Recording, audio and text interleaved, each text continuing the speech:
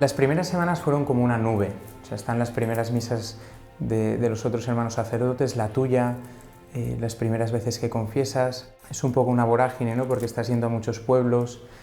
Yo visité en esa primera semana también varios monasterios que habían sido importantes en mi vida y en mi vocación para poder celebrar con estas hermanas pues una primera misa, ¿no? Con ellas, preparar mi primera misa, que fue...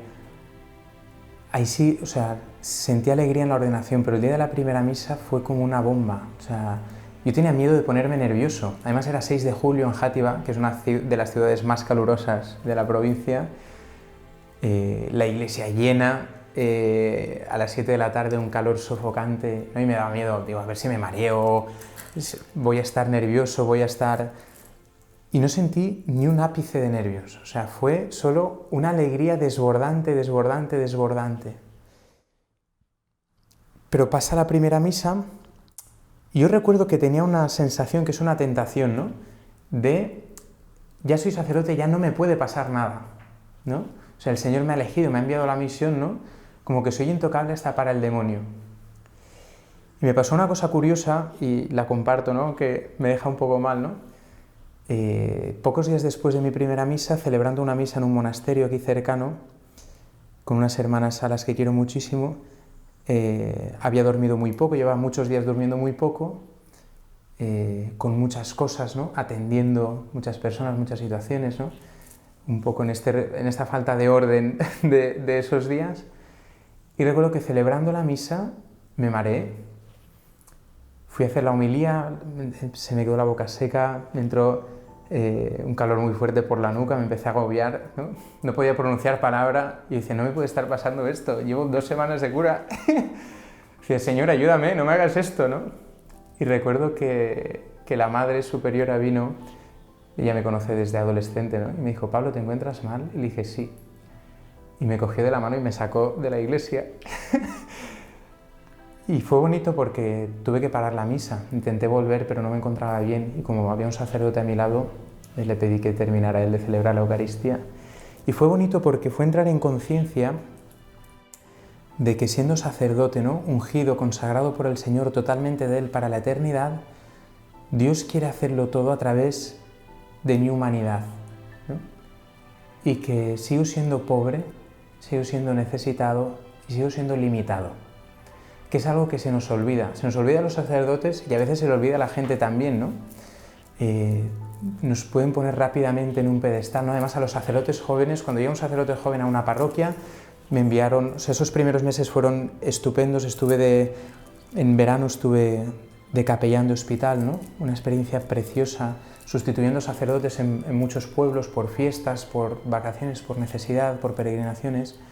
Y en septiembre empecé en una parroquia grande, dando clases en el colegio, dando clases de religión al mismo tiempo, y te das cuenta que o aceptas tu limitación o te rompes, ¿no?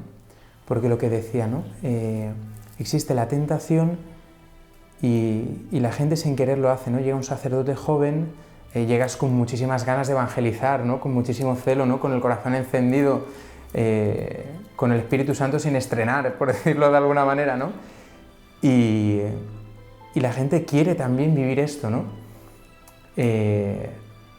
Pero existe el peligro de pensar que eres tú en vez de acordarte de que es Dios, ¿no? Entonces el primer tiempo como sacerdote ha sido un tiempo de mucha lucha. Ha sido un tiempo muy bonito de ver cómo Dios actúa a través de ti, cómo realmente la gracia de Dios es efectiva a través de ti, de poder disfrutar de la Eucaristía, poder disfrutar de acompañar a gente, de escuchar, de estar con los jóvenes, la sensación de vértigo, ¿no? De que una persona de 90 años se arrodille delante de ti para confesarse, ¿no? Dices, yo no soy nadie. Dices, bueno, no soy nadie, pero Cristo vive en mí, ¿no? Y todo esto, pero al mismo tiempo la lucha por no perder lo fundamental, que es estar con Él, ¿no? La lucha por no olvidar el primer amor. Cuando llegó la pandemia, marzo de 2020, yo llevaba 9 meses de sacerdote, prácticamente, y estaba agotado físicamente. Y cuando paré en la pandemia, ¿no?, y me quedé solo en mi casa, me di cuenta de que la oración cada vez había sido menos, de que la actividad cada vez era mayor y de que me estaba desgastando interiormente. Y viví ese tiempo como un regalo, ¿no?, porque me hizo entrar en conciencia de que si lo había dejado todo por Cristo y yo en mi día a día no estaba con Cristo, estaban sus cosas, pero no tenía una relación íntima con Él, lo había dejado todo por nada y mi vida no tenía ningún sentido. Y entonces es como este deseo que tiene el Señor por reconquistar mi corazón como al principio. Y veo cómo Él poco a poco me lo va regalando, cómo cada vez soy más consciente de que la misión es muy superior a mis fuerzas, muy superior a mis capacidades, a mi inteligencia, a mi capacidad de hablar, a mis dones naturales, por decirlo de alguna manera, a mi experiencia, ¿no?, como monitor de niños, como catequista, toda mi vida, etc. Que solo dejando a Dios ser Dios puedo hacer la misión y que si me olvido de eso, antes o después me romperé, ¿no? Yo, aunque es una cosa un poco triste, ¿no?, pero hay 2 sacerdotes de mi época de seminario que han dejado ya el ministerio en estos años, ¿no? Y lo vives con mucho dolor. Y al mismo tiempo caes en la conciencia de decir, yo no soy mejor que ellos, ¿no? O me cojo a Cristo, o me dejo cuidar por los hermanos, o obedezco a la Iglesia, o mantengo la dirección espiritual firme y puntual, ¿no?, constantemente, o en 2 días estoy fuera de juego.